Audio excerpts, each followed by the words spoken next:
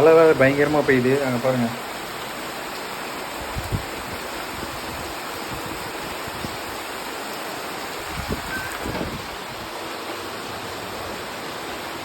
நான் வேறு overflow system வேறு வைக்கவே இல்லை, அது ஒழுங்காக கனெக்ட் பண்ணவே இல்லை. நம்ம டேங்க் வேறு இப்போ ஃபுல்லாக இருக்கும். அப்படியும் ஐயோ சரியான மழையாக இருக்கு. கொடையை விரிச்சுட்டு போயிட வேண்டியதுதான்.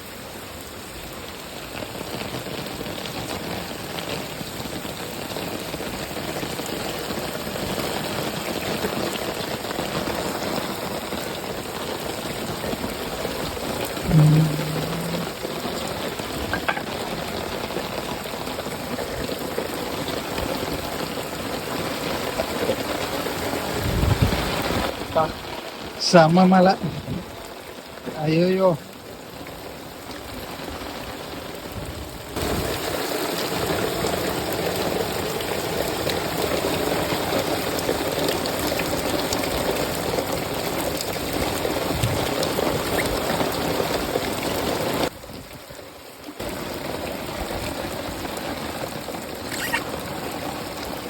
ஓகே.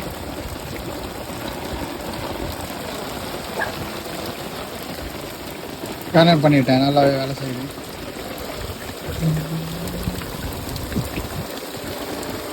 இதுக்கு தான் என்ன பண்ணுறதுன்னு தெரியல. ஆக்சுவலி இதுக்கு ஒரு ஓவர்ஃப்ளோ சிஸ்டம் ரெடி பண்ணணும்னு நினைக்கிறேன். பட் என்னன்னா இப்போ தண்ணி ஃபுல்லாச்சுன்னா இது வழியாடி வந்து அப்படியே அப்படியே அது வழியாக போகணும்.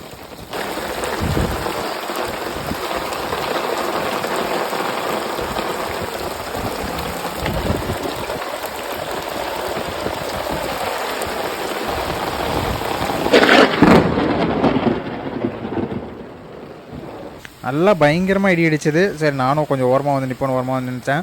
நம்மளோட 2வது ஃப்ரிட்ஜ் பாக்ஸ் பார்த்திங்கன்னா பக்கா, அது வந்து இப்போ பிரச்சனையே கிடையாது. அது வாட்டர் எவ்வளோ தான் ஃபுல்லானாலும் ஆட்டோமேட்டிக்காக வெளியே வந்துடும்.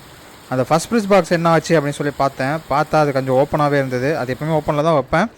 ஸோ இப்போ லைட்டாக பார்ஷியலாக ரொம்ப சின்னதாக ஓப்பனிங்கில் வைக்கலான்ட்டு அப்படின்னு பக்கத்தில் வந்து லைட்டாக ஓப்பன் பண்ணி விட்டேன். இதில் மூடி இருக்கனால வேகமாக அது ஃபில் ஆகாது. ஸோ நிறையா டைம் பார்த்துருக்கேன், எவ்வளோதான் மழை பெஞ்சாலும் ரொம்பலாம் ஃபுல் ஆகாது. லைட்டாக வரும், காலையில் எழுந்து அந்த வாட்டரை வெளியே எடுத்து விட்ருவேன்.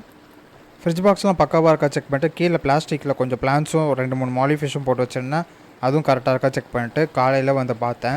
காலையில் வந்து பார்க்கும்போது எல்லாம் நீட்டாக தான் இருந்தது. எதுலேயுமே வாட்டர் அதிகமாக இருக்க மாதிரி தெரியல. பாருங்களேன், அந்த வாட்டர் ஓவர்ஃப்ளோ சிஸ்டம் பக்காவாக வேலை செஞ்சுருக்கு. இப்போ பாருங்கள், தண்ணி லெவலில் மேலே இருந்ததுன்னா கரெக்டாக அந்த லெவல் இருக்க வரையும் கரெக்டாக மெயின்டைன் ஆகிட்டே இருக்குது. இது வந்து நம்ம ஒவ்வொரு வாட்டியும் அது பண்ணணும்னு அவசியம் இல்லை. பட் லெவல் ரொம்ப இறங்கி போயிடுச்சுன்னா அது திரும்பி கரெக்டாக செட் பண்ணணும். இப்போ பாருங்கள், இதில் பாருங்கள் கரெக்டாக மேலே மூடி வச்சுருக்கனால இதிலே பாதி தண்ணி சேர்ந்துடும். அப்படியே எடுத்து கீழே கொட்டிட்டு உள்ளே பார்த்தா உள்ளேயுமே நிறையா தண்ணி சேர்ந்துருக்கு. நைட்டு செம்ம மழைன்னு நினைக்கிறேன். நான் நல்லா தூங்கிட்டேன். இந்தளவுக்கு தண்ணி இது வரைக்கும் ஏறினதே கிடையாது. இதான் ஃபஸ்ட் டைம் இந்தளவுக்கு ஏறி இருக்குது. இதனால எனக்கு ஒரு பெனிஃபிட் இருக்குது. ஏன்னா நான் இந்த வாட்டி ஃப்ரிட்ஜ் பாக்ஸை க்ளீன் பண்ணல, நல்லா தண்ணி சேர்ந்துருச்சு. ஸோ ஈஸியாக இப்போ க்ளீன் பண்ணிடுவேன். பாருங்களேன் உள்ளே எவ்வளோ ஃப்ரைஸ் இருக்குன்னு. ஆல்ரெடி நம்ம நிறைய ஃப்ரைஸ் பிடிச்சி அந்த ஃப்ரிட்ஜ் பாக்ஸில் போட்டிருந்தோம். இப்போ பார்த்தா அகெயின் நிறையா ப்ரீட் ஆகி நிறையா ஃப்ரைஸ் வந்திருக்கு. இதுக்கு ஒரு லிமிட்டே இல்லைன்னு நினைக்கிறேன், மல்டிப்ளை ஆகிட்டே இருக்காங்க. ஸ்னெயில் பாப்புலேஷன் பற்றி சொல்லி ஆகணும். பாருங்களேன் ரொம்பவே கம்மியாகிடுச்சு, முன்ன லெவலுக்கு இல்லை. 4 அசாசின் ஸ்னெயில் தான் போட்டேன். ரொம்ப நாள் ஆச்சு அது கண்ட்ரோல் ஆக, ஓரளவு கண்ட்ரோல் ஆகிடுச்சு. அதுக்கப்புறம் இந்த ஃப்ரிட்ஜ் பாக்ஸில் நம்ம போட்டு வச்சுருந்தோம்ல ஃப்ரைஸ், அதெல்லாம் பாருங்கள் எந்த அளவுக்கு வளர்ந்துருக்குன்னு. நல்லாவே வளர்ந்துருச்சு காய்ஸ். ஆல்மோஸ்ட் ஒரு 1/2 இன்ச்சுக்கு மேலே இருக்குது. இன்னும் வளரல, போட்டு ஒரு வாரம் தான் இருக்கும்னு நினைக்கிறேன். நல்லாவே வளர்ந்துருக்கு. அது எவ்வளோ இருக்குது பாருங்கள்.